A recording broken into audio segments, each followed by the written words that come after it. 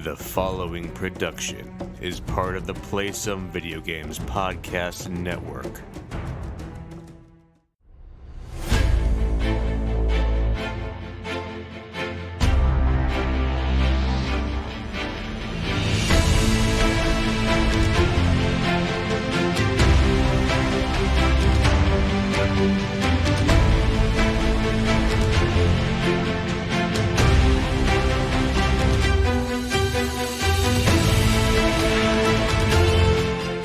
Boarders, and welcome to Board with Video Games, the gaming podcast that strives for the right balance of coverage for games you play on your table and on your television. You could think of us as the Platinum Trophy and 1000 Achievement Score of gaming podcasts. We're a proud member of the PSVG Podcast Network and thrilled to be part of the Dice Tower Network as well. I am one of your hosts, Kyle, and joining me on this co-op adventure, the guy who always plays his games to completion. Josh, how are you doing this evening? Hey, well, yeah, there's so many games that I don't play to completion. I think my percentage of games to completion is incredibly low. Otherwise, I'm here, I'm healthy-ish, I'm not sick, so I guess I could be doing worse, right? That's how I should be looking at things. That's true. So here's a question. Yeah. Obviously, I don't want to spend too long talking about this because I think most podcasts are talking about everything going on in COVID and all of that good stuff. And part of me is like, oh, we should just not talk about it at all. But also, this is like an unprecedented thing, So I feel like not talking about it. And everyone can relate to it. Right. And not that we're definitely going to spend the whole podcast on it. And by any means, we have plenty of other things to talk about tonight. But I think just getting a brief check-in as to how things are going, all of that good stuff is important. So how are things going? How is COVID in your state and all of those things? Well, today we doubled our cases. Good work. Is there an achievement for that? Or we're working towards that 1,000 gamer score, as you mentioned earlier. Perfect. Excellent. The state of Massachusetts more than doubled our cases today. We're still not in a stay in order. What's the thing I want to say? I always forget it. Lockdown. Stay in shelter. We're still not stay in shelter. Shelter in place. Shelter in place. Thank you. But people are pushing our governor to do that. They're not doing that. So it's interesting going out and having to get food and also noticing that the streets are still full of cars, which is, I get to an extent that people need to be out, but you drive by places that are have cars that shouldn't even probably be open, and it's very discouraging to see. Is one of those places GameStop? Well, we'll see. Talk about that we'll more talk later. About that later. No, like bargain outlet stores and stuff like that. Things that don't necessarily need to be open. While I don't want to take jobs away from people, right? That is a sensitive subject. For sure. It's stressful. People in my family are getting laid off from their jobs, which means that sucks. A loss of income to a certain extent. Yep. It's starting to hit home, I think, more for people because, we're finally being affected right. in some way or another by it. It's not just a news story. Even my work situation has changed twice in less than a week to now uncertain. So who knows what's going to happen? And you know what? Right. Custodians could be next to be unemployed. They might lay off all the custodians because what do you need them for? If students aren't in the building learning, nothing to be cleaned. So why pay them? When the state could pay them, apparently. Why not let them line up in an unemployment line and get the virus? So it's frustrating. It's scary. It's tough here for me speaking. I don't want to speak for other people. How about on your end? Erica and I were talking about this. We were having a conversation, and she asked, are you worried at all or nervous at all about what's going on? And I said no. And she was really shocked by that. And that was true until I went grocery shopping this weekend. Yeah. And in general, still here at least, there's really no issues getting most things. Most things being like, the only thing that's really hard to get right now are like pasta and eggs can be a bit of a challenge. Yeah. And rice and like ground beef. But outside of that, most things are still available. We have in our town, we have like a local grocery store, a little bit of a small chain grocery store, and then we have a Walmart. So I kind of been going between them because in Iowa, we're not on lockdown yet. You know, you can still go buy food. All restaurants are still open, but only for carry out and delivery and stuff like that. But when going, you know, like when I went to Walmart today, because I had to go pick up a couple things that the other grocery store didn't have, you know, they had like mangoes on sale for 25 cents and you could have had 1,000 mangoes if you wanted to, you know, so it's really just, if you want Doritos, you're totally fine, right? Yeah. It really just depends on what food you want. But I will say, when I went in like the soup and pasta aisle, it was a little, it kind of got to me. I was like, oh man, there really is like not any food in this aisle, you know? Yeah. So that was kind of interesting the first time it's really happened. But then I went to like my local family. It's not really a local family, a small chain grocery store that we have in town. I went there this afternoon and they had like everything pretty much. That's good. Other than toilet paper. They don't have toilet paper. But other than that, like the only thing they didn't have was eggs, which Walmart had a gazillion eggs. Yeah, so really toilet paper is the only thing we can't get right now. Granted, in a week, I have no idea what that will look like. Right. But right now, most people, I think, are just basically doing their typical weekly shopping. And I think as a result of that, we're doing okay still. And I think I live in the right size community that we have enough shopping options and big enough stores that we're still doing okay. I know people who live like in Waterloo and Cedar Falls, who's really close to me. I know their stores are much more picked over than ours are. So I think I just live in the right community size right now. So this really hasn't hit us too much. Working from home is odd. It always has been odd. But yeah, I don't know. I'm really going to struggle getting things done. Though I will say I have played Overwatch at lunchtime all week that I was working at home. And that was kind of nice. Nice. You know, silver lining somewhere. So getting some gaming in there.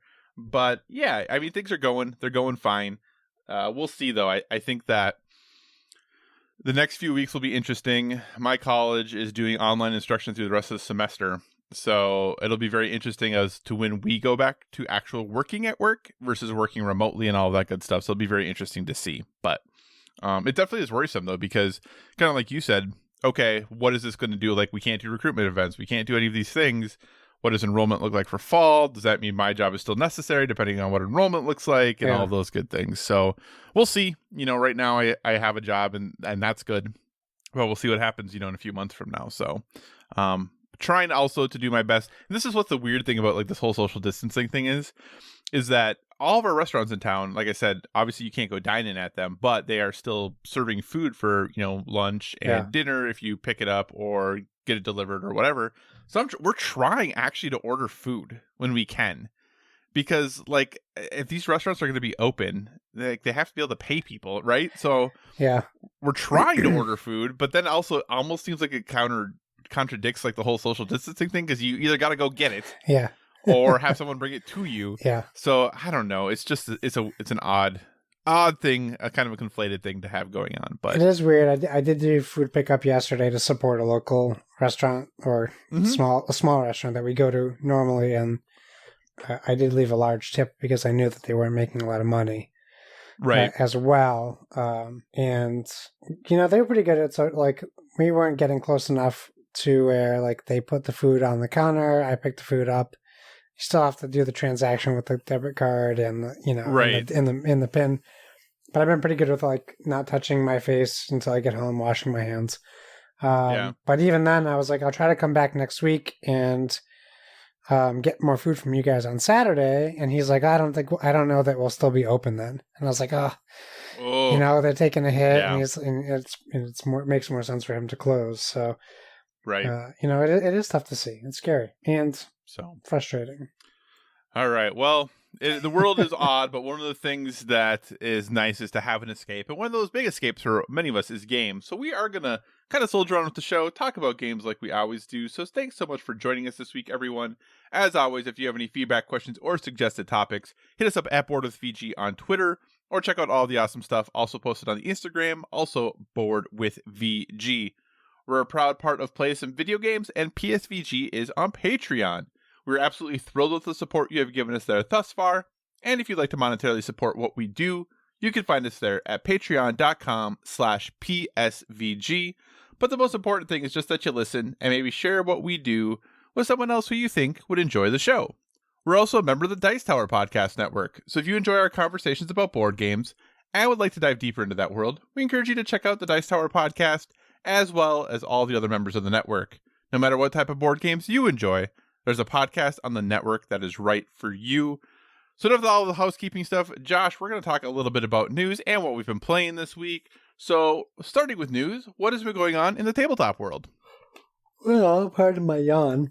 We're looking at the 2020 Origins Award nominees. So we're back in award season, kind of, sort of. Yep. And we don't, once again, we don't know how everything is going to be handled.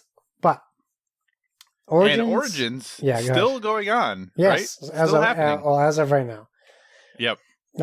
So Origins, the titles that are available for nomination are games, or board game related games, or game related games, or whatever, that came out between November 15th, 2018 and November 14th, 2019. And all the titles were selected by a jury of 40 hobby games industry professionals. We have the Origins Game Fair is June 17th to 21st. And they have 3 types of awards that are presented during the ceremony. So let's start with the board game category.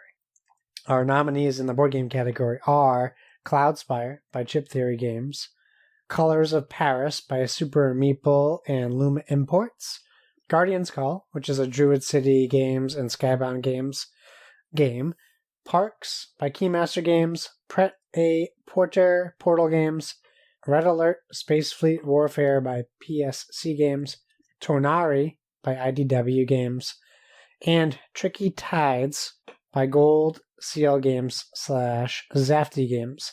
I should mention Cloudspire's Adam Carlson, Josh Carlson, and Josh Wielgus. Colors of Paris is Nicholas D. Oliveira. Guardian's Call is James Hudson. Parks is Henry Audubon. That seems like a perfect fit, Audubon. It does, yeah. Pret A Porter is Ignacy. Oh man, why did I do this? I didn't have to say their names, Kyle. You didn't have to, but you went for it.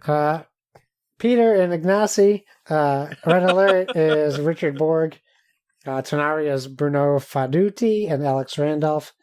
And Tricky Tides is Stephen Aramini. So, Kyle, I own one of these games, Cloudspire. Yep. I have not played any of these games. How about you?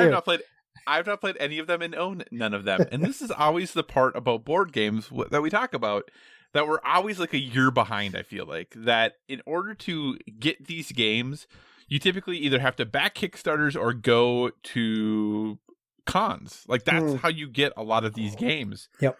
And, granted, you can buy Cloudspire. You can buy all of these from online retailers at this point. But that's always the thing I feel bad about, is I literally am always a year behind with board games, because everything I'm playing right now basically is a 2018 game, some 2019 games. Yeah. But the interesting thing about this too, this is a unique list to me. Like, when I think of the games that came out in this time span, Cloudspire, Pret A Porter, Parks, all of those make perfect sense to me. Games that had a lot of hype behind them, people talking about them a lot. But a lot of these other games I don't feel like had as much attention as some other things that came out. But maybe that's just because they're really good games, and that doesn't mean they got, the hype that others did. Yeah, I mean, I would agree with you with the addition of Guardian's Call, just because I've seen it talked about in a lot of circles. But yeah, I don't even know what Tonari is, Tricky Tides, Red Alert, and Colors of Paris. I'm not even familiar with those titles. Right. So it is interesting. I mean, but that's the thing with board games, right? It's kind of a blessing and a curse, because we don't necessarily feel the need to play these games right away, like a video game. Right. And also we can still enjoy 1, 2, 3-year-old games. And we can also, now we can look at these games and maybe look at the winners and then say, oh yeah, I'll pick that up next year. Or I'll pick that up on a sale. And Right. and the I'll only pick up reason why Clouds- I didn't get Guardians Call is I believe it's 3+ players. I believe that is right as well. And, I really want to play Cloudspire, but I also am not in a position where I want to pay $130 for it, And that's not that it's not worth it. It's getting harder and harder to pay these prices for board games all the time. So Yeah, if I'm somehow still able to make it to the house party at this point, I'll bring Cloudspire with me. I'll throw it in the trunk of my car, and I'll bring it to the PSVG house party. It's going to be very interesting about that. We'll see what happens there. That's for sure. Okay, let's move on to the card game category. Well, actually, do you want to wager a guess onto what you think's going to win this category? Even though we both are pretty much just guessing at this point. Oh, goodness. I'm going to go with Parks. Okay, and I'm going to go with Pret A Porter because I just feel like I've been hearing a lot about it. Yeah, the only reason I didn't go, I think Pret A Porter is a kind of a re-release / part 2 / second version of a game, I think. Okay. So that's the only reason. But I agree. It definitely is being talked about a lot. People are really enjoying it. That's the only reason I'm maybe going with Parks instead. Cool. Okay. Card game category. There is a nominee in here that shocked me. And I'm not going to tell you what it was. Just see if you figure it out. All right. We have Cogs in Commissars by Atlas Games, designed by Matt Haga.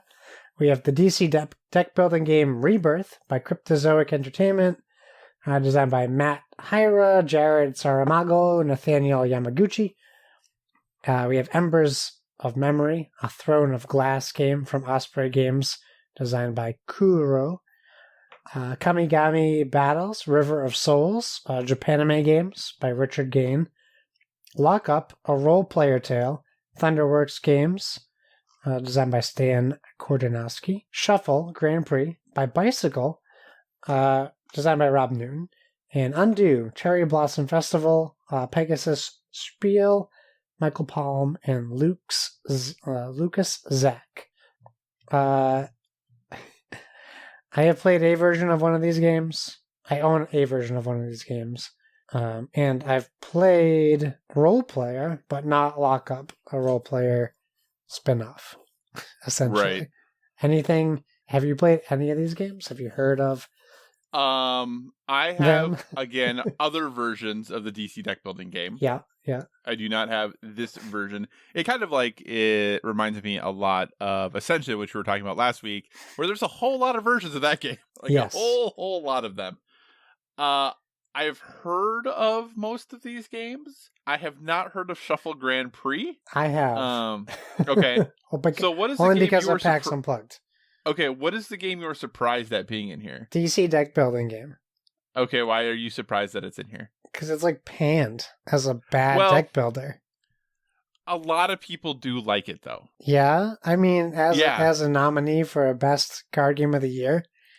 I mean, maybe they fixed it, but I'm just very surprised that only because I haven't heard anything positive after hearing negative things about it, if that makes sense. Well, I believe, and I could be wrong, that this is a pretty big change to the DC deck building formula.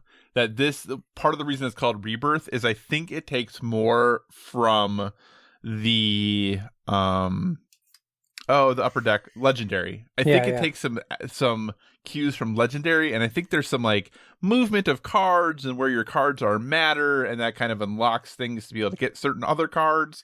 So I don't know that it is a straight, sequel build with other DC deck building games that are out there. I do think it's a pretty big change up of the formula, and maybe significantly better. But you're kind of like you were saying, I have the DC deck building game. I play it with my in-laws, and I play it with my sister and brother-in-law. But that's about it. We don't really play it other than that. And the reason we play it with them is because they know how to play it and it's easy. Gotcha. So. Yeah, I mean, maybe I'll have to look into it. Yeah, and like I said, it might not still be great. The DC deck building game, I don't think it's as bad as a lot of people do. But there's a lot of parts of it that don't make sense. I agree 100%. Okay. So. Cool. All right, want to wager a bet? I do want to wager a bet. I bet you we can both pick the winner of this next category. Oh, well, do you want to pick this one? Who do you think is going to win card game category. Oh, the card game. Oh, darn. I was already looking forward. I am going to go with, this is a good question. I'm going to go with Kamigami. Okay, and I'm going to go with Lockup Okay. because I like Thunderworks games a lot. I think that's a good pick. I really do. But I'm going to go with Kamigami. Cool. All right. Here's the nominees for collectible game category. Marvel HeroClix Avengers, Black Panther, and the Illuminati Booster Brick by WizKids. What are the others, Josh? That's it. Wait, what? There's a category with only one nominee? You know, it's weird. Maybe you would leave this one out this year. Or have some petty nominees. Or maybe other Marvel HeroClix games. I know, right? Oof. Okay, moving on. Our next category is digital adaptation category. So we have Cutthroat Caverns by Smirk and Dagger Games / Cell Block Studios by Kurt Covert. I'm not going to say designed by because I'm not sure if we're talking the game is designed by or this is designed digitally designed by. Although I know the second one, so I know. Yeah, these are the designers of the games themselves. Okay, so we have Mystic Vale by Alderac Entertainment Group and Nomad Games by John D. Clare. Raiders of the North Sea, designed by, from Renegade Studios. Garfield Games and Direwolf Digital, designed by Shem Phillips. Through the Ages, New Leaders and Wonders, Czech Games Edition or CGE by Vlada Chevadl, and Suro VR by Calliope Games and Thunderbox Entertainment Digital, designed by Tom McMurray. We're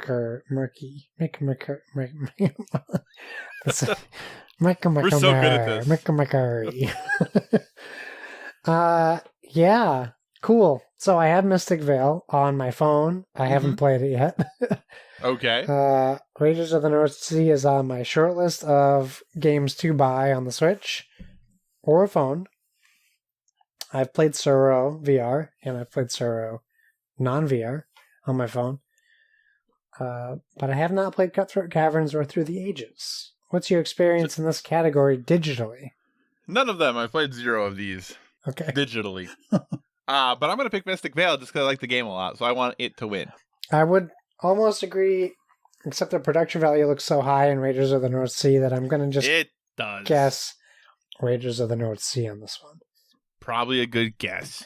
Cool. We have the next category is Family Games category.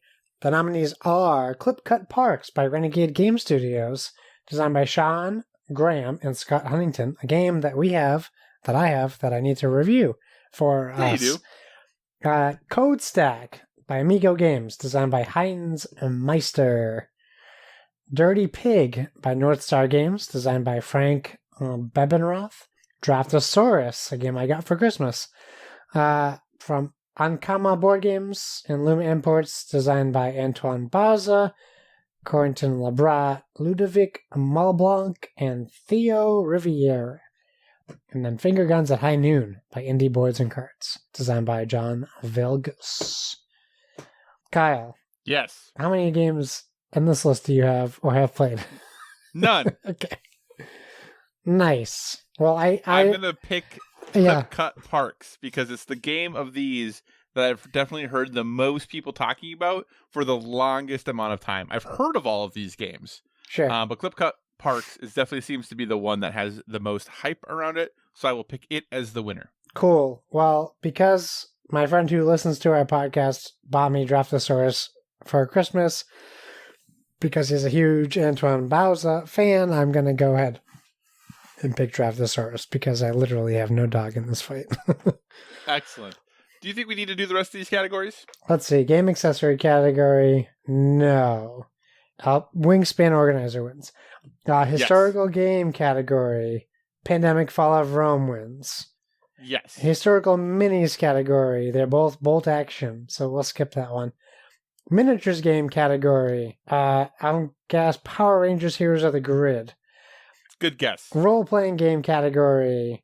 Alien the role-playing game, because why not?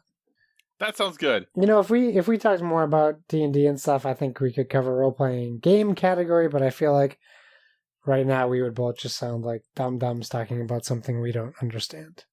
I agree. So, speaking really briefly, what do you think the chances are that Origins happens? 0. Okay. Well, you know what? If that did happen, I feel like people wouldn't go, and then the people who did go, I would just be mad at. Right. At this point, it seems silly. So that's hopeful thinking, right? That's wishful thinking. We hope and we wish that this thing is done by then.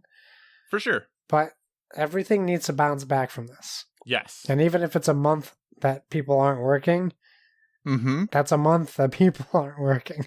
Right. So absolutely. Yeah, I think that they should either delay it or cancel it. They can still do the awards digitally, like what we're going to see with E3. Yeah. Okay, cool. Let's move on. The OP continues to be OP, if you will. That was good. They announced partnerships with, partnership games, with SpongeBob, Pixar, which is huge, and Friday the 13th, which is something I posted in our Discord a week ago if you want to join our Discord and see all the cool things we post. So, here's what we have. Let's start with SpongeBob.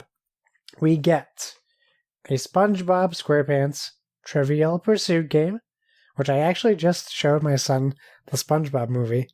We finished it today. My wife kept saying, "Turn it off, he's too young." It's like, he doesn't get the jokes you're getting. He loves it. And then we also have, it looks like a original theme actual board game called Plankton Rising. And it's going based off of the Thanos Rising. So it's original to an extent. Thanos Rising, Darth Vader Rising, Voldemort Rising, or Death Eaters Rising, whatever you want to call it. The series that they're doing. So I think that's really cool. I really like what they're doing with the Rising series because they created their own board game. And then, so I still have Thanos Rising that I have to play. I was hoping to play that during these 12-hour shifts I was going to be working, but well, that ain't going to happen, I don't think. So we have those for SpongeBob. We also have a game called The Quest of Yore, Barley's edition, and it's based off of the film Onward. It's actually a massive role-playing game for 2 to 5 players. I don't know if that's massive anymore, that you say 2 to 5 players. But it takes place in the Onward universe. Sounds like a great idea. It's an adventure game. It has 180 power, spell, and item cards. Hex tiles, tokens, a quest master screen, character sheets, 3 sets of dice. So, like, for people, we've had a few people in our Discord asking about D&D for kids and like being home with their kids. This seems like it's perfect. It's coming out in the fall, and we don't do movie news, but they just announced that Onward is out now for digital purchase, and it's coming out April 3rd on Disney Plus. So before this comes out, everyone will have a better opportunity to see the movie, which will be a nice little tie-in if people want to jump into RPGs with their kids. And finally, the only thing that's a bummer is the player count. The next game is Friday the 13th Horror at Camp Crystal Lake, a board game. So we've talked in the past about wanting to have more horror games. I don't know that Friday the 13th would have been the one I picked because we already have essentially 2 board games that are based off of this IP without using the name Friday the 13th. However, we do get to see Jason Voorhees in this 3 to 6 player game where players pick from the movie tropes of the nerd, the partier, the nice guy, the diva, the final girl, and the jock. Although if you pick the final girl and you don't win, you shouldn't be able to be called the final girl. but you're frantically collecting items to combine together and avoid the incessant attacks of Jason Voorhees. You can steal supplies from your friends, which doesn't seem like you're working well together.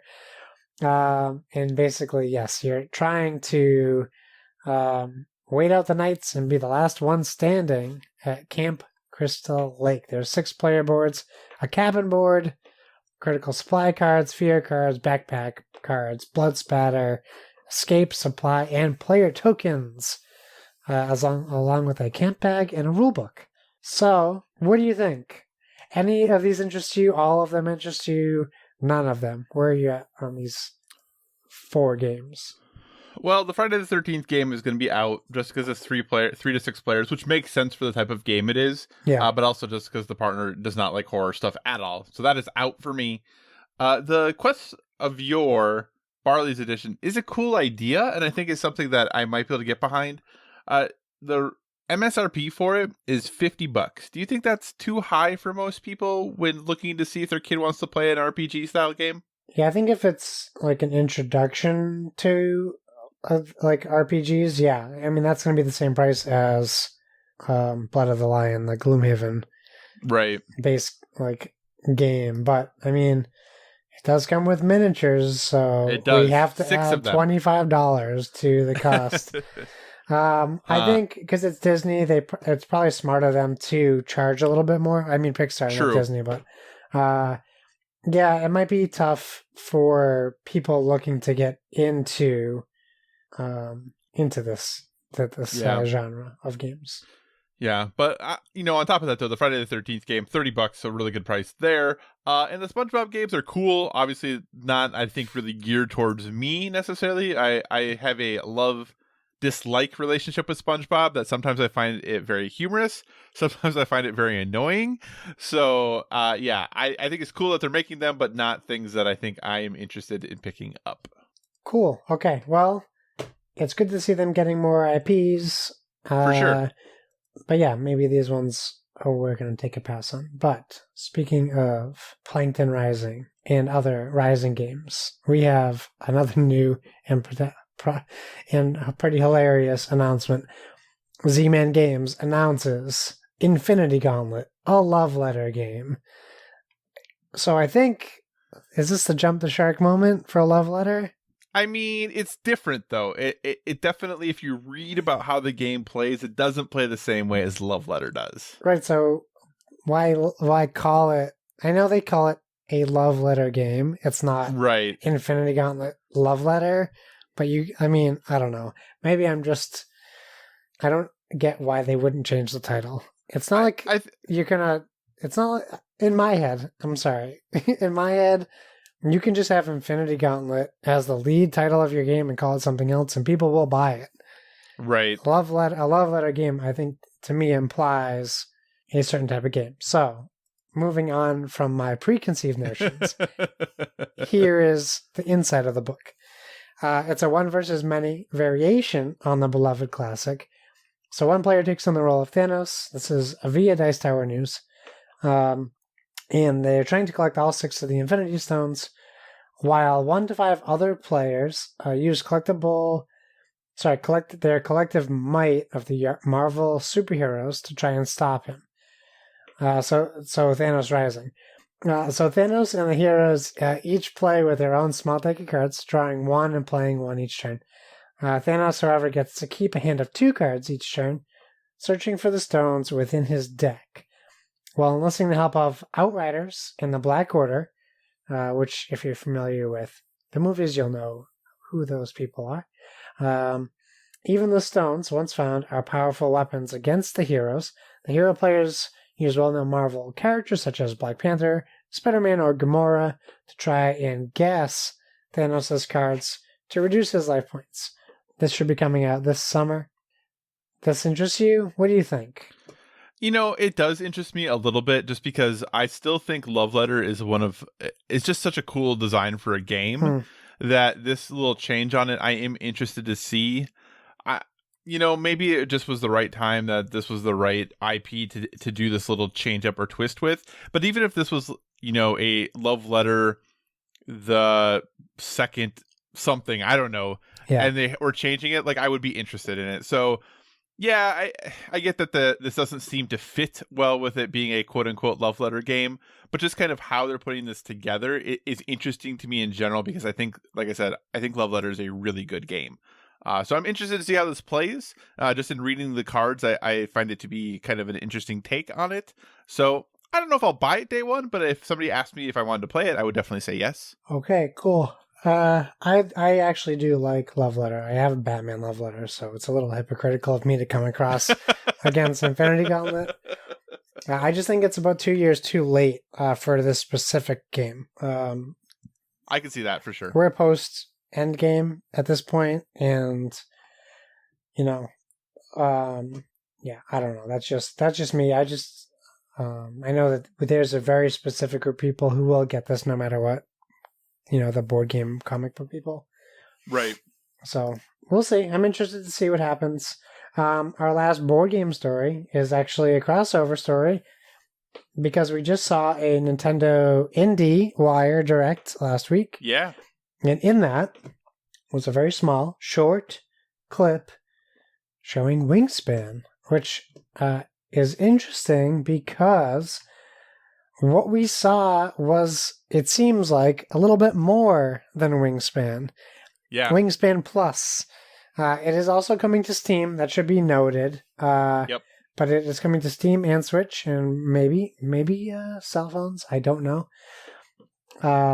But yeah, if you don't know, Wingspan is a game designed by Elizabeth Hargrave, published by Stonemaier Games, and they moved to designer Monster Couch, who now follows us, by the way.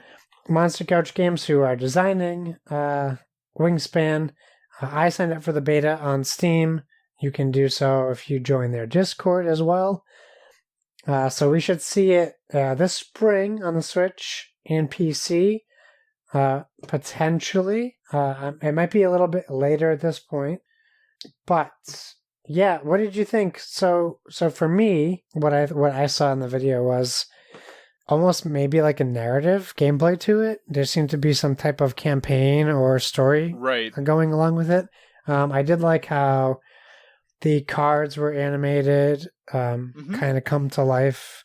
But, the board didn't necessarily come across to me the same way as I view the board game. So maybe my question to you actually is, do you think it's more important for when they're doing it like a digital adaptation of a board game, do you think it's important to stick to like the board game layout, or do you think it's okay for them do you think it's a good idea for them to branch out and maybe make it a little less recognizable than the board game? I think it's totally okay for them to branch out, because as someone who has the board game, if I want to play the board game, I can play the board game. Right. And obviously it's hard by yourself. You can't always do that as easily, but I think it's totally okay for them to go ahead and try something new and build a campaign or build whatever else they want to in it, to kind of switch things, how they interface with digitally, to make it a better digital experience than just maybe having the board on the monitor or screen and just kind of following along and just like, hey, I hit a button to roll some dice and now I watch things move. Yeah.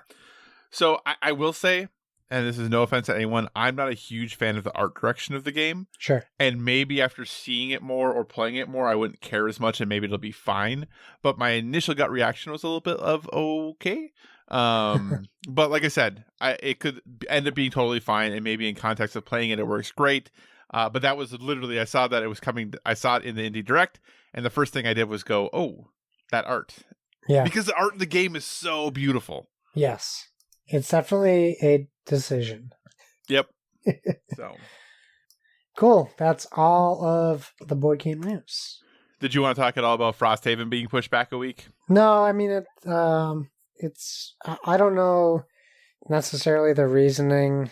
I didn't really look into it because honestly, he's going to be successful, right? Whether he delays it a week or 7 months. So, right. I'm okay with that. Actually, it gives me an extra week to save up some money. Yeah. And the big thing they just basically said, with all of the things around COVID and having to quarantine and all that stuff, it has just taken them longer to put everything together than they anticipated. Yeah. So it is being pushed back to March 31st instead of March 24th. Take all the time they need. I'm happy to wait for it. Indeed. Well, hey, since our last story, like big story, was a crossover, this next story is a little bit of a crossover as well as we transition to some video game news.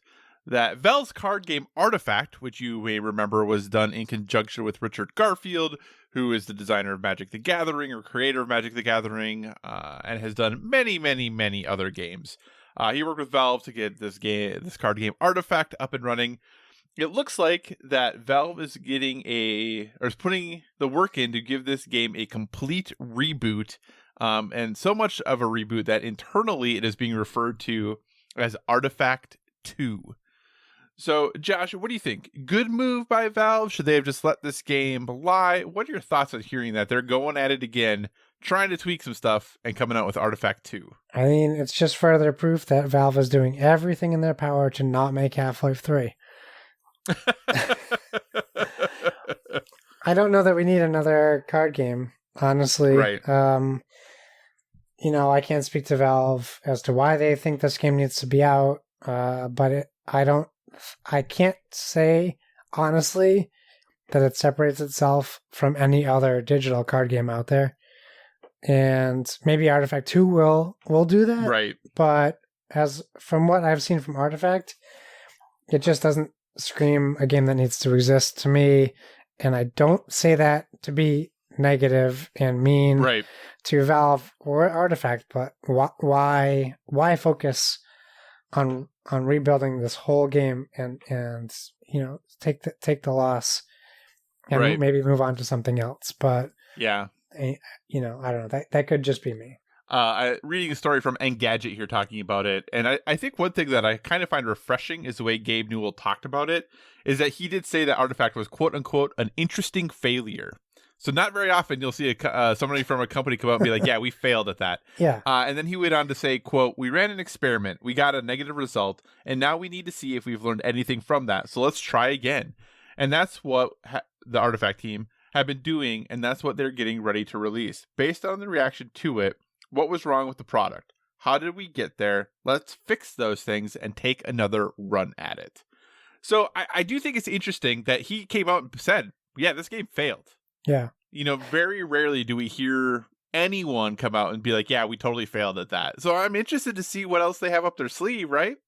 Yeah, I mean, when you look at it that way, it's definitely something that I'd be curious to see what direction they go with it. Right.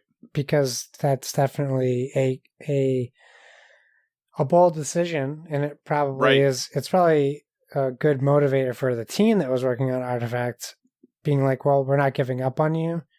Mm-hmm. But that also makes me worry about what if this is also not successful, and then where does that leave the team behind Artifact in Artifact 2? Well, if you listen to any of the things about working at Valve, apparently they can just move on to whatever other project they want to move on to. Well, there you go. Because that's the way Valve works, according to everything I've ever heard. Oh, boy. Yeah. Okay, so next story, and we're not going to go in depth into this, really, because I just want to ask a simple question about it. Yeah. So, last week was the week that GDC would have happened. And as a result of that, the Xbox/Microsoft came out, released the specs for the Series X.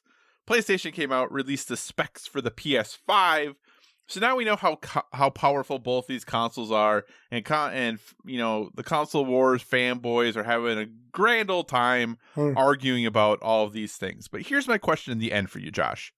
What matters more when it comes to making your decision about purchasing the next generation console? Is it these specs and the power that they have, or is it the games and services that they're going to offer? Well, I think ultimately it's still the games and the services. The problem is we're not any closer to understanding what those are yet. I know, right? And it's March. It's actually April, basically. Yeah. And that's still been my biggest criticism, honestly, about both of them. A little bit more on PlayStation, but... Oh, for sure. But yeah. I understand like GDC is there for the game developers. Yep. But even at least Microsoft put out 2 videos showing what their console's doing. Right. And I'm not hating on PlayStation. I'm really not. Because that presentation was not for me. But ouch. and unfortunately, what's something that we did see on the internet in terms of games and services is there was a lot of misinformation that came out of, well, unclear information that came out of Sony. Correct. Oh, for sure. For the backwards compatible, which we were all led to believe like it was going to be just as backwards compatible as the Xbox was going to be. And now I'm not buying my consoles based on backwards compatibility. Right. So that does not affect my decision. But there seems to be a very large conglomerate of people who feel like they can't live without playing Jumping Flash on their PlayStation 5 for some reason. So I don't necessarily get the whole up in arms thing about it. But yeah, we have found out now, to kind of put a little like wedge in between the console wars, is if you want faster read and write speeds, you get a PlayStation 5. Right. If you want more power, quote unquote, you go Xbox. And I think literally those things mean nothing currently. I would agree. Because I think that's the big thing of like, okay, so we know how powerful these things are, but do we know actually what that means for games, right? Like until we see games running on them, until we see games using that power, like we can say, oh, this thing has 12 teraflops, this thing has 10 teraflops. Okay, cool. But what does that mean for the games that I'm going to be playing? And I think that's the thing we still don't have the answer of. People talked about it. They said cool things. And yes, Xbox showed had people saying like, yeah, here's what the console does, but we still don't know the answers to those questions, right? Yeah, if you ask people who are mad what a teraflop is, they don't know anyways. So, right. Or they're mad about nothing. They're mad. Right. They're mad about something they don't understand because all they've been told is that teraflops are important, and they are, but not at what we're dealing with. Right. So quick question also.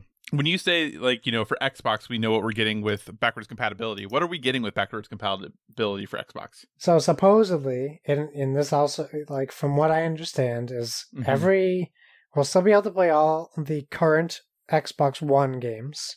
The 360 games that have been added to back compat are still the only ones we'll be getting on the current Series X, as well as only the original Xbox games that were added to back compat currently will also be available. However, I do know that Microsoft did say that they weren't necessarily done adding games from the 360 into backwards compatibility, but they were stopping to focus on developing the Series X.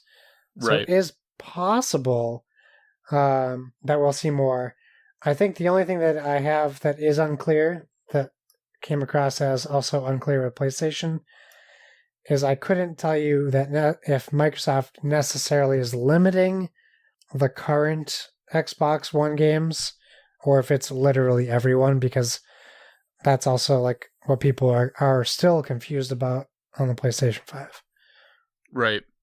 So Microsoft did release a statement about their backwards compatibility, and they said, to date, we spent over 100,000 hours testing your favorite games from Xbox One, including existing backward compatible 360 and OG Xbox games on Xbox Series X. Yeah. While we are still in the process of validating, we can confirm thousands of games will be playable at launch.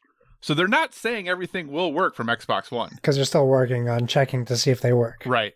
So, and that is essentially what PlayStation said, just in a really bad way. Yeah, that's what they said later.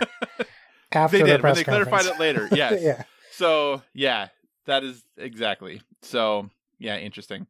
Like I said, I'm at that point where, man, I just want to see what these games are going to be. What are we getting for our money? Not from a power standpoint, not from any of those standpoints. I want to see the games. Show me the games. For what money? How much are you paying for games? How much is your console going to cost? We still don't know that. That's going to be $500. But you don't know that. Yeah, it is. It's going to be $500. Okay. All right. It totally is. It's March 22nd. It's 9:15 p.m. Eastern time. I am telling you right now. Yeah. I bet you one PlayStation 5 game that the PlayStation 5 is of more my choice is more than $500. Really? Yeah. Okay. So is it a PlayStation 5 game of my choice?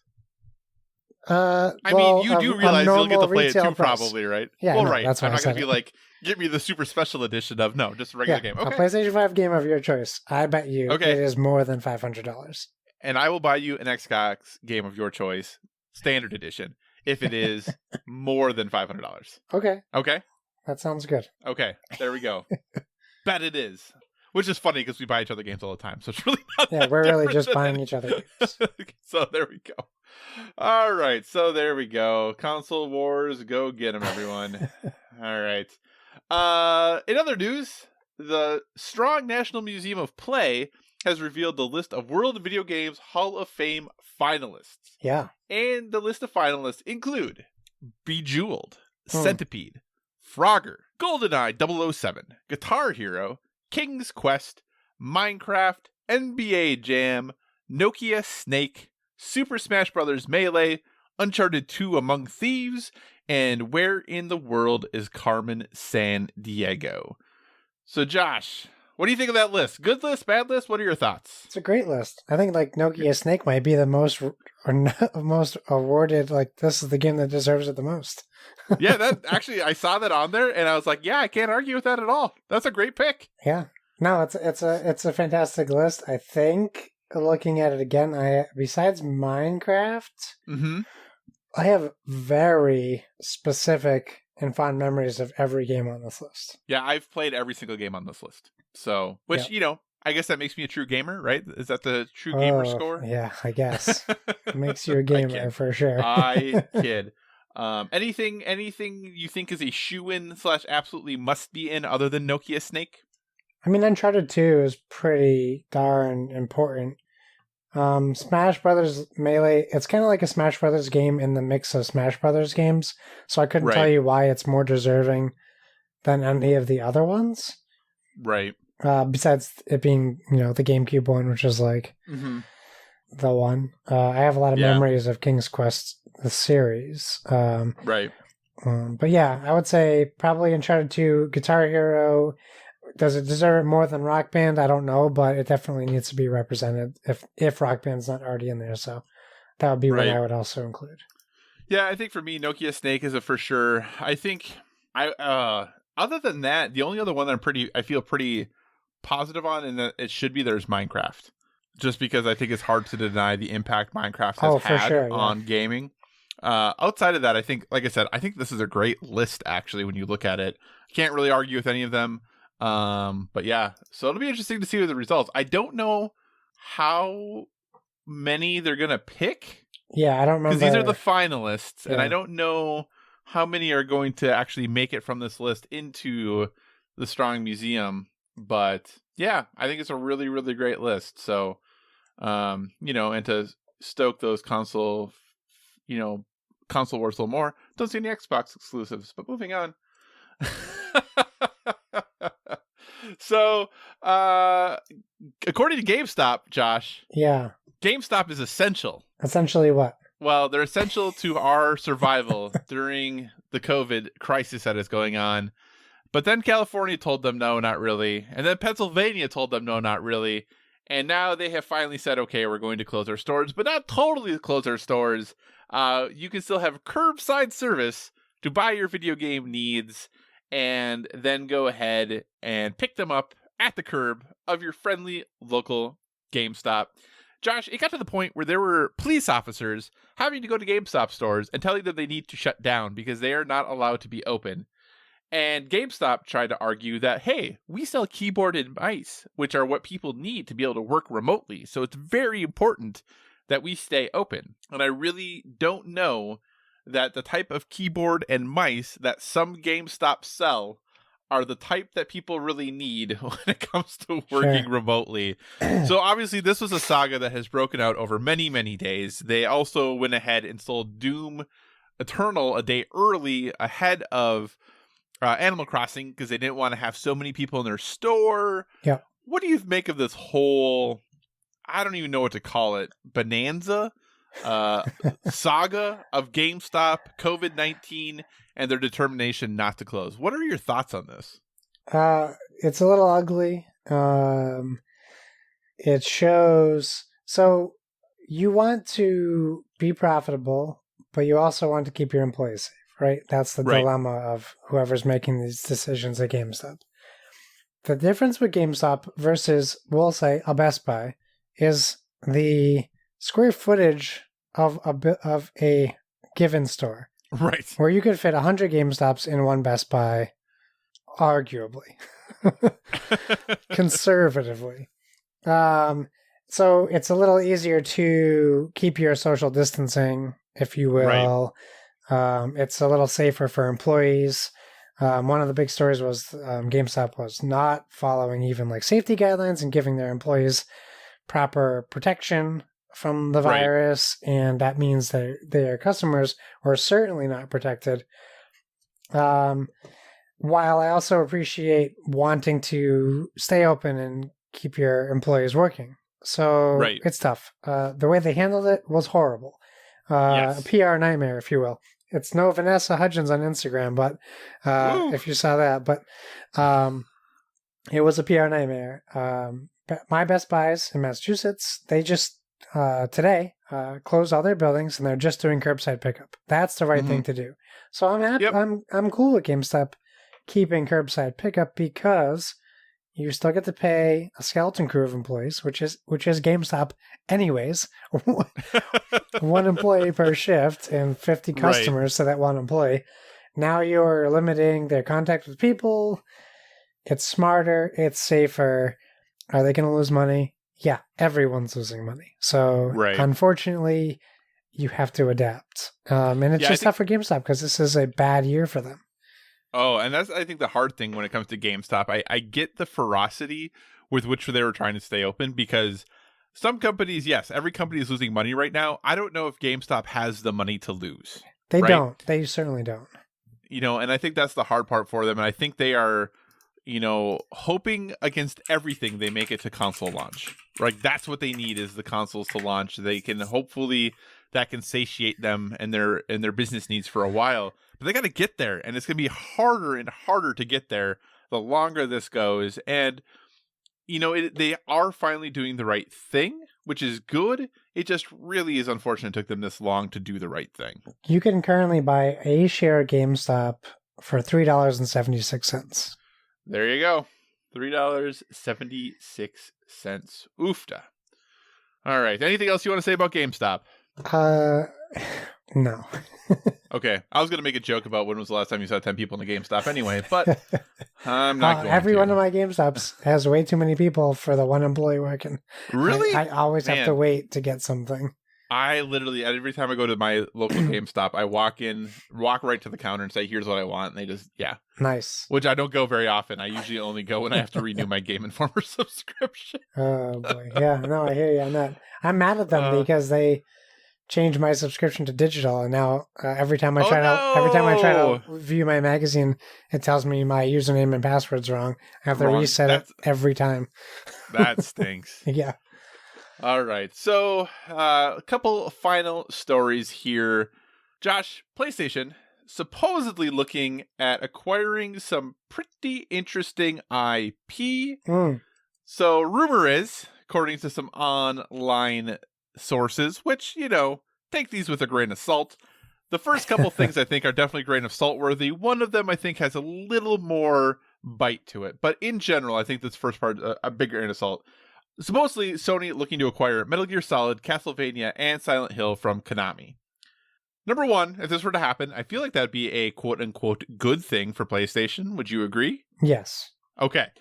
I don't know how true that is. There are other rumors that Sony is making some Silent Hill games in conjunction with Konami, and the sources for those rumors have been actually some reliable leakers in the past. Yeah. So those ones I think make sense. Those ones I could definitely see. But what on a scale of 1 to 10, how likely, 10 being the most likely, how likely do you think it is that Sony is actually going to acquire these three IP? Oh, it's tricky because for that specific question, I say 1. A 1 out of 10. Okay. But how likely do you think they're making some Silent Hill games right now? Well, this is what I think. 0. Okay. I think the reason why I say that, why wouldn't they just buy Konami? What does Konami have left? Oh, Konami is like their video game part of their business was like their smallest part. But okay. So I was gonna Yeah. say, there's got to be some way where they can get Konami like studios or something where they get the naming rights. Right. Because why not just acquire Konami so you can publish their full library? Like, that Right. seems to make more sense to me. And I guess that shows my ignorance on Konami, the company. Yeah, Of they not own a whole knowing bunch of that they do health so clubs and pachinko machines and stuff like that. Okay, So all right. gaming's actually pretty small for them now. This would be huge for Sony. This would be, if Sony comes out with their PlayStation 5 conference and they're like, hey, Kojima's back. He's on the new Metal Gear. And hey, he's also doing Silent Hills with Norman Reedus and Guillermo del Toro. I'd be like, okay, I guess I'm getting a PlayStation, not an Xbox. And then, like, maybe they're going to try to fix Castlevania. I don't know what they're Right. going to do with that franchise, but Right. yeah, this would be huge for Sony. And if they're not going after these things, and anyone at Microsoft saw this, they should be going after these things. Correct. Absolutely correct. Yeah, and the rumor, like I said, the rumor about the Silent Hill stuff I think is a lot more reliable, that a Silent Hill or even maybe 2 Silent Hill games are being made in conjunction between PlayStation and Konami with split funding. And Studio Japan, PlayStation's internal studio there, is actually working on it. And then actually what they say supposedly is that this is the new project then that Kojima is working on is Silent Hills, while Studio Japan is working on a Silent Hill reboot. That to me is a lot more reliable because there were some grumblings not a couple of years ago, I feel like, about Konami looking for partners to bring in to make a new Silent Hill game after Silent Hills was so successful. And so those rumblings happened and kind of went away. And now the person who leaked this information said that one of the studios they had been looking at 2 years ago was Supermassive. Okay. Which makes a ton of sense then when you kind of put all this together and the work Supermassive does and how well that would fit into, a horror game like Silent Hill. Yeah. So, yeah, I'm not saying it's 100% guaranteed. I would be much more likely to believe the Silent Hills information. Obviously, if PlayStation can get these IP, I think that'd be huge for them. But let's turn this on its head now. Ignoring those IP, because let's say that PlayStation buys those. If you're Microsoft and you say, oh, shoot, okay, Sony just picked up some big IP. If you're Microsoft and said, okay, let's go look for some IP of our own to pick up, what IP would you want them to get that you reasonably think they could? That's a good question. I mean, maybe Monster Hunter, if we're sticking to like that genre. I mean, Monster Hunter just became the best-selling game in or Monster Hunter World is the best-selling game in Capcom history.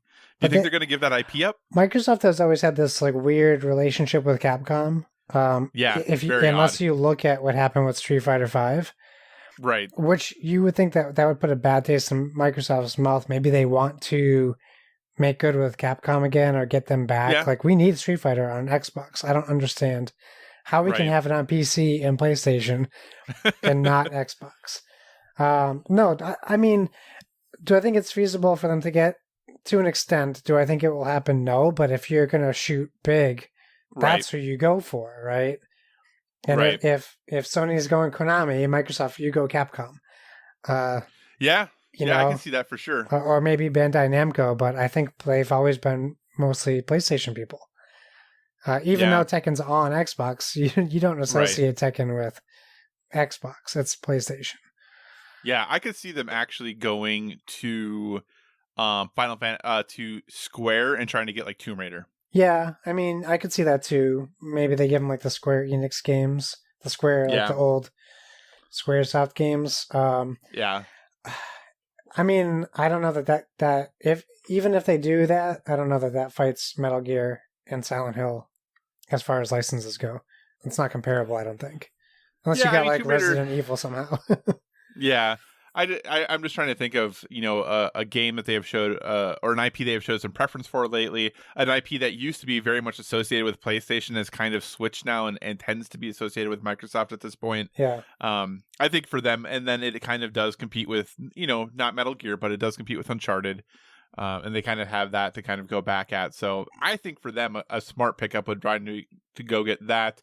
Or potentially, well, they signed a new thing with, I was going to say going to IO to try to get Hitman, but they just signed with WB, so that might not happen. So, yeah, it'll be interesting to see if this happens. I think, if there is some news about this, it could be at that PS5 game reveal, whatever that is, because supposedly those Silent Hill games have been in development for at least a year at this point, if not longer. So, all right. And the last story that we'll talk about briefly here. So, Naughty Dog, more like Crunchy Dog. Jason Schreier over at Kotaku doing a story about crunch at Naughty Dog. If you're not familiar, dear listener, Naughty Dog is pretty notorious for crunch. And it's part of me when this article came out was like, yeah. In the sense of like, I thought everyone already knew this. Like, I don't know why we're having... I don't know why we're having an article about this, but to me, I was like, yeah, this is a thing I thought already everyone knew about. And I'm not here to say that crunch is a good or bad thing. I don't necessarily want to cover that. We all know crunch happens in video games, Josh. Yes. Do you think when these articles come out, do you think, A, what is the purpose of them? And B, do you think they accomplish that purpose? Well, that's a good question. I want to say the purpose is to educate the consumer. Mm-hmm. I don't necessarily know that that's true, or if it's about the clicks, or if it's about right, the villainization of a corporation. I am happy that the stories like this are out there. So I am more informed as a consumer for games because I maybe have a different opinion on crunch than you do, but I also feel the same way that you said. Like when they said that, I was like, yeah, no duh. But then that made me feel bad about myself because I don't want to be in a situation where I'm like, yeah, no duh. Because is it worth it to put people through this for my entertainment? I don't know. And I think I'll always have an issue with that. Like when I see a stuntman die on the set of Deadpool 2, when I see someone break a leg, like it's because there's so much to this painting where you have people doing things for fans, people doing things for money, people doing things for themselves. It's just so much to take in. I think ultimately for me, it just comes down to what I'm comfortable supporting. And then we all have to make that decision. Some people refuse to play games where we've heard of terrible things with crunch. Some people understand it, accept it. Some people refuse to play games from Riot because of sexual harassment. Some people say, oh, unfortunately, it's part of business. And then there's all people in between all over the place. And everyone is entitled to their own opinion and own decision because we vote with our wallets. And that's what it comes down to. Crunch will always exist, no matter how much we hate it or don't care about it, or it's just something that we accept that happens. It's always going to be there. So I'm still torn when I see articles like this because I don't know. I know what I take out of it, but I don't know what Jason Schreier is trying to get out of it or get into our heads about it.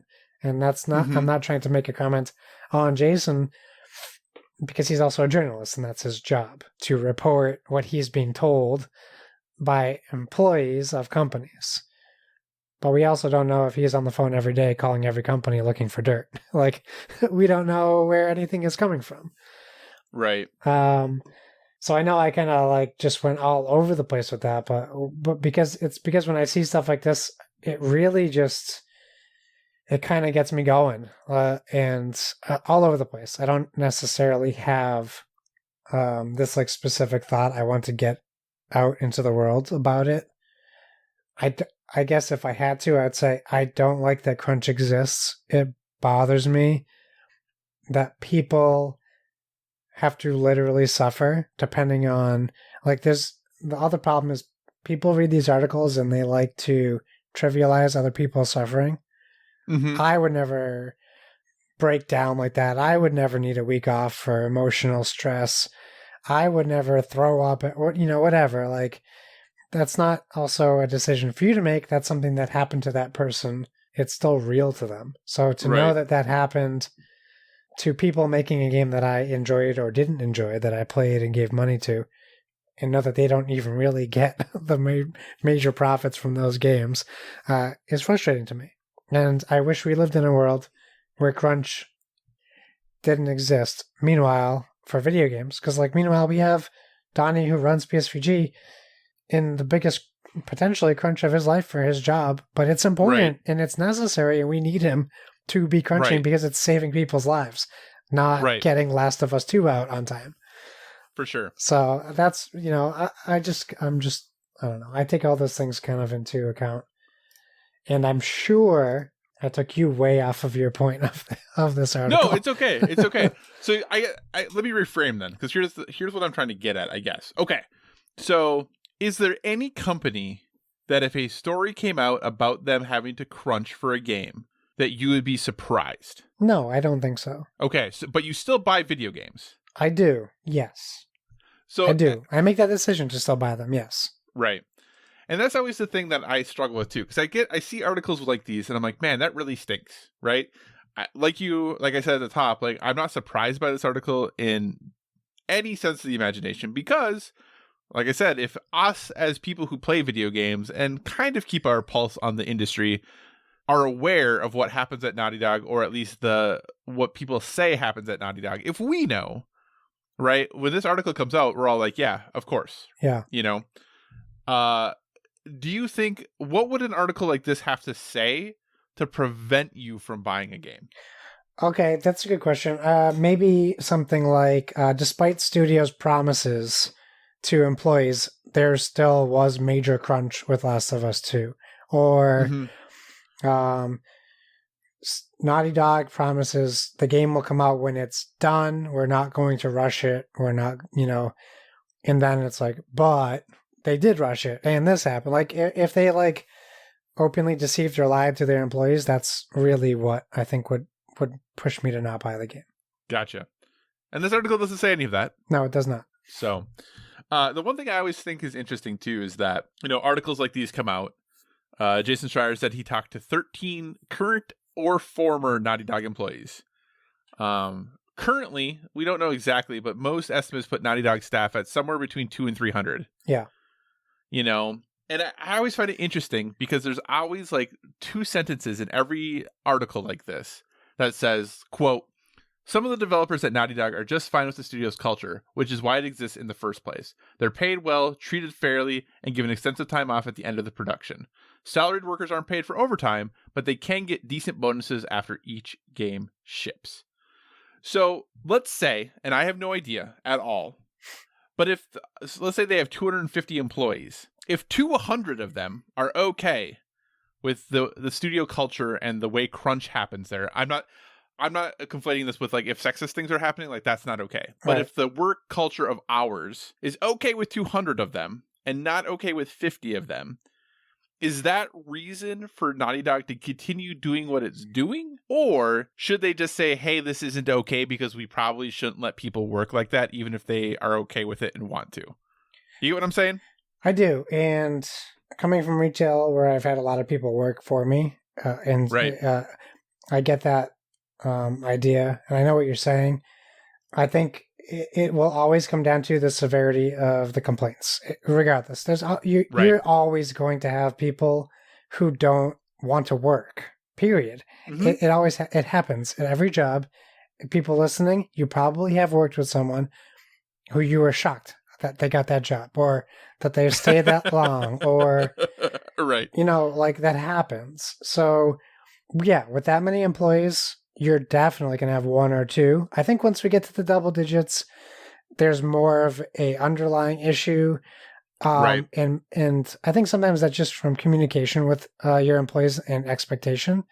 For sure. Because if you have 10 people out of 100, that's still 10% of your employees that don't understand what they're signing up for or their expectation of work. And that comes down to management and what they're doing. So, I mean, there's a bunch of ways to look at it. However, if there are 13 people complaining out of 300 about something very bad, it is also possible that there are individual people taking advantage of specific people they know or think they can get away with doing that, where like Josh is a pushover. I know if I try to make him work 80 hours this week, he's not going to say no. But Kyle, he's going to tell me to shove it. So I'm not going to ask Kyle. So that still happens. But yeah, I mean, it really just comes down to the fact that we'll never know. Because you also have to take what people complain about with a grain of salt, because they're the people complaining, and usually they're not still working for the company that they're complaining about. Yeah, it is. I think the thing, I don't. This probably says a lot about me, but the thing I found most interesting about this article is that they talked about an interview he did back in that Evan Wells, the president of Naughty Dog, did back in 2016, when he talked about the core hours for the studio are 10:30 a.m. to 6:30 p.m. And I was just like, that's gross. Who wants to work 10:30 to 6:30? It's the middle of the day. Right. Because I probably would naturally show up way before 10:30, because if you tell me to be somewhere at 10:30, I can't do it. Yeah. I can be there at 8 or I can be there at like 11:30, but I'm not going to get there at 10:30. So maybe that's just naturally how they get more hours out of people, because that just sounds really bad. Yeah. Obviously, I wish people didn't have to crunch. I do wish that, there was a way, or that management could say, hey, 40 hours a week is what we're doing. Maybe when we get super busy, it might be 45, 46, because sometimes that does have to happen in everyone's job, I think, just about. Yeah. But yeah, I think months and months of crunch is tough. And, I think anything they can do to do a good balance of life for them is important. But it's hard because, it's one of those industries that a lot of people want to work in. And when you're a company like Naughty Dog that delivers really, really good games, they talked about how much turnover they have there. I can see why, because if I went and shipped a game with Naughty Dog, I could say like, hey, look, I was an animator on a Naughty Dog game. I could probably go work anywhere I want to now. Yeah. That's true. So, for better or for worse. But like I said, hopefully things are good and employees don't feel like they're being taken advantage of. And even if they don't feel like it, they are, hopefully they're just not being taken advantage of, because that's a good thing, is to be nice to your employees. Yes. Josh, anything else we want to say about video game news from the week? I don't think so. You know what? We're going to totally skip what we're playing, because we're going a long time and we have a couple things to finish up with. So we do have a listener submitted question. So Josh, why don't you take us through that? Okay, cool. So Splig at Delicious on Twitter says, in light of everything... Sorry, am I reading this wrong? No, he was responding because I was like, hey, what are your questions of the week? So he's saying like, oh, in light of everything, my question is... okay. Punctuation, Splig. In light of everything, something positive that happened this week. I got to finally start the Chef Show and love it. Yes! Good. Wife and mom tune out, but, he doesn't GAF. He doesn't care. But they let him watch. Picking shows with the third person's hard. I agree. It is. Oh my gosh, yes. And they got a puppy, which is exciting. Which is so exciting! Very much so against his wishes, but the dog has been phenomenal with the kids and behavior. So, but he's also going to be a huge dog. Nothing wrong with that. Big dogs are great. So, Kyle, something positive that's happened this week. I mentioned it a little bit at the beginning of the show. I've been able to play Overwatch on lunch all week, which, I was talking with my Overwatch group about it. It really is a silver lining, because when you work all day sitting in front of a computer, and it's amazing when I go to my office, I have like other people I can go talk to, or I can get up and walk around and do stuff. But when I'm sitting in my little podcasting room and I'm just doing work, and when I'm talking to people, it's only through like Zoom or whatever meeting software we're doing, it just feels so isolating. But for some reason, when I go play video games, which obviously I'm just talking to someone on a headphone, it just feels different. Yeah. It feels like, and maybe it's because there are people who have become my friends, I don't know, but it just feels like a really good escape from like everything else that's going on. So for me, that's kind of the silver lining of this whole situation. I've been able to play video games at lunch every day. Nice. Well, I hate to be the Debbie Downer of the group, but there literally was not something positive that happened for me this week, unfortunately. You shaved and you look so dashing now. But now I didn't have to. Well, but you still look dashing. I got carded today, so... yeah, it's been a tough week. I guess if I had to pick something, I will say video game related. Spawn released and Mortal Kombat 11. That was exciting for me, except I've had only about 20 minutes to play it, so it'll probably turn into something positive. Awesome. Yeah. Well, Splig, we really appreciate the question. And since we have just a few minutes, Josh, I am going to ask you just about one game. Do it. Animal Crossing. That's a game that I have. Have you played Animal Crossing before this one? Okay, so my only experience with Animal Crossing before this one, New Horizons, was the mobile app. Okay. Pocket Camp. Yeah. And I only played it because all the people in Nintendo Shack were playing it, so I gave it a shot.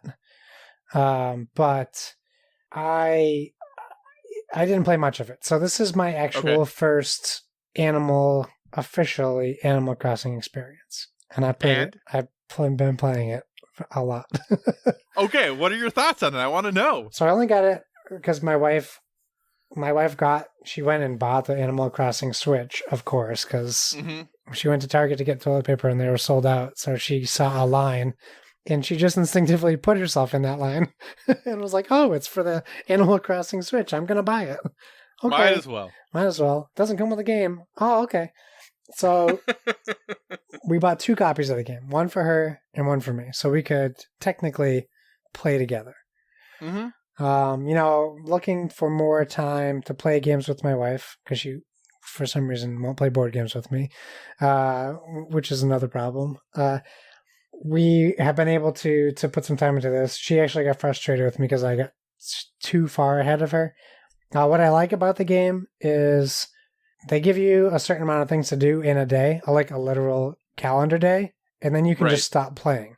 How long does it take you on average to do those things? Oh, man. I mean, you can go as long as you want. There's still stuff to do. A couple hours a day if you want. Okay. Or you could push 6 hours if you wanted to. Okay. There's a limited amount of things you can get done in a day for progression. Okay. But there's an unlimited amount of things you can do to, I'm going to say, save up for progression. So, okay, that makes sense. You're catching fish and bugs and you're selling them. And currently, I don't know if this changes because I'm a newbie to this. You can only donate so much per day or give so much per day, but you can sell as much as you want. But the goal is to get unique creatures. So if you catch one, what you want to do is save it so you can donate it the next day when you can donate. Okay. So then you can just put them down on the ground and they put them in a tank.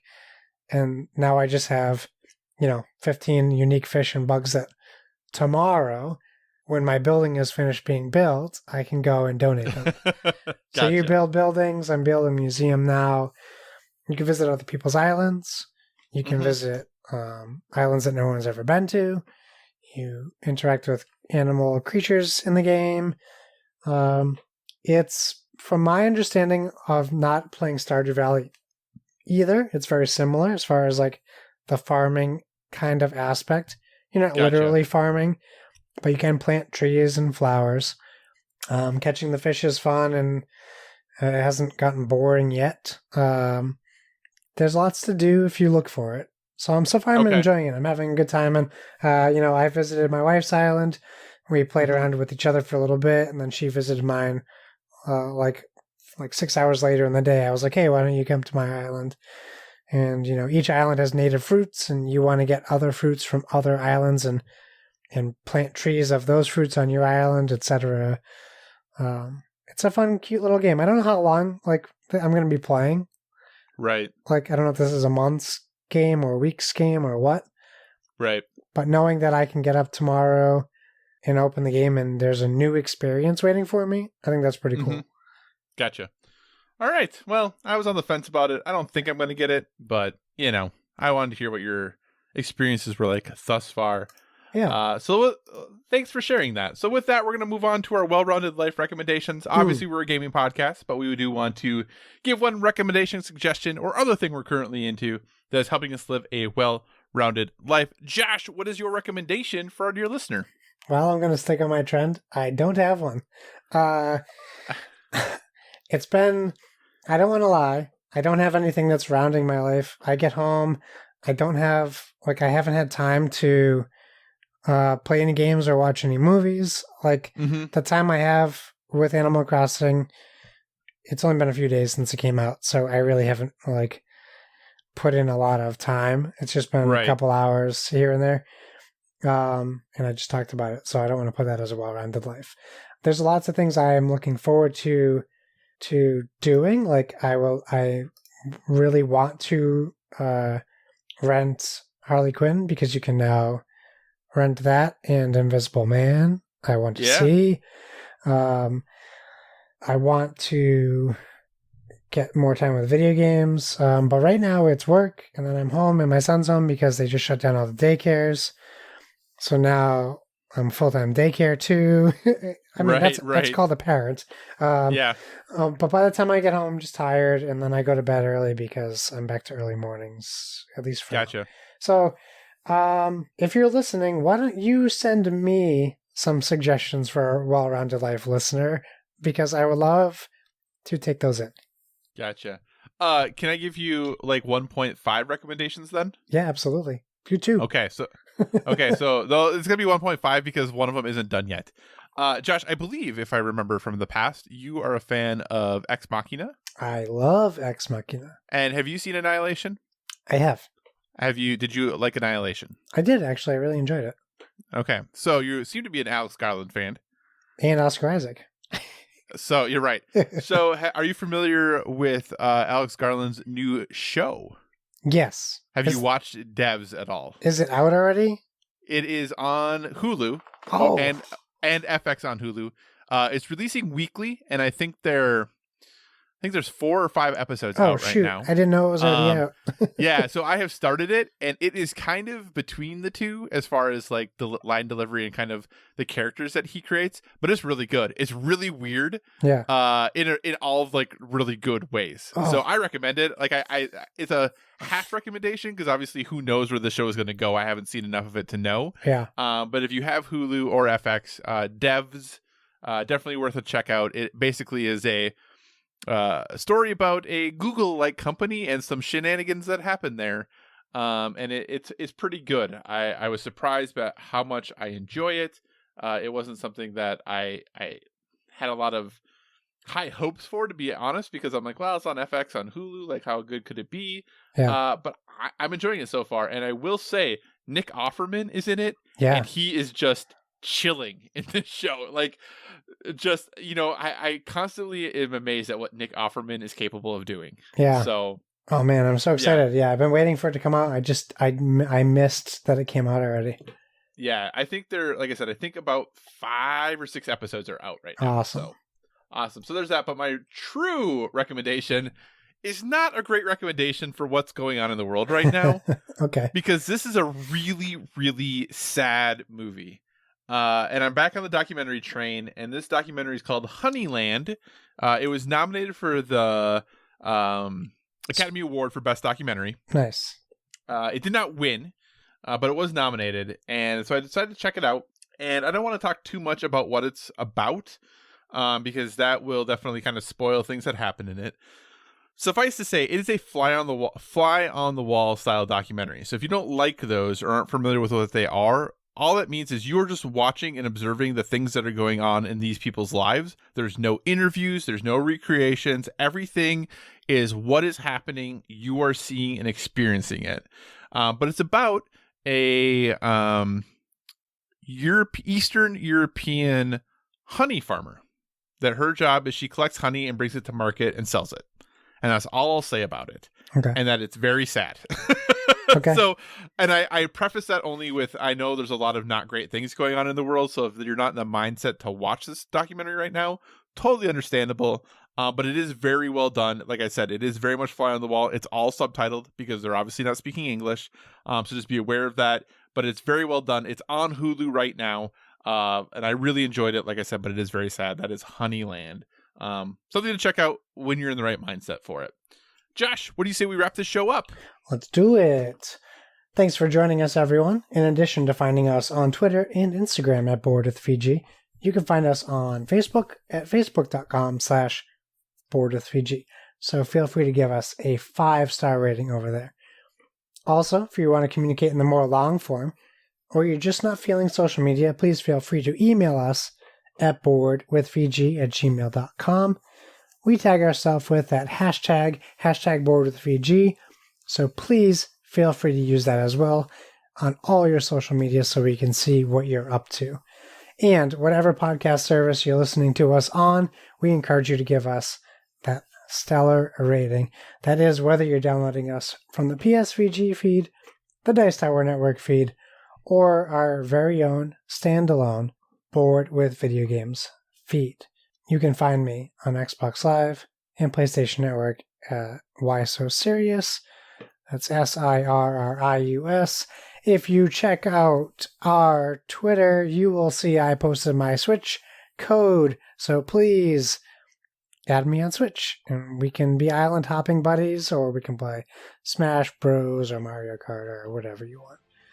Just make sure you put something like PSVG or Board with Everything. I already accepted a couple friend invites of people I don't know who they are. So at least let me know that you're a listener from the show. Kyle, where can people find you? So you can find me at all the usual places: Twitter, Instagram, PlayStation Network, Xbox Live, Board Game Geek, all at Psychocross, CYCOCROSS. As always, if you have suggestions for future topics, be sure to reach out to us on the social media, because we want to talk about what you want to hear about. And remember, everyone, whether it be board games or video games, never stop gaming.